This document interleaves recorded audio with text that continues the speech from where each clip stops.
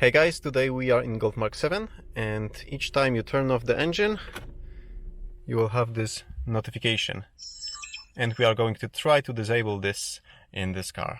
Over here I have ODBeleven, so let's turn the ignition back on, let's connect with the car and let's try to code it out. So I'm already connected, let's go to the modules list and let's look for module 09, Central Electrics. And over here first, let's go to security access, enter code 31347, it's over here on the list. And now go to long coding, and in long coding we are switching to the Byte view.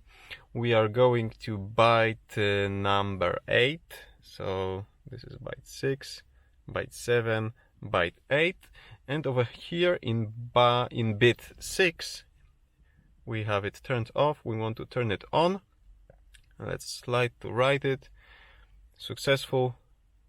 So we can disconnect from the car and let's check if that actually worked. Ignition on. Ignition off. No warning.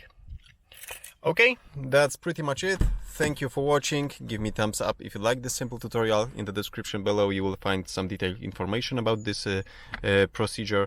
And that's pretty much it. Subscribe for future videos and see you soon.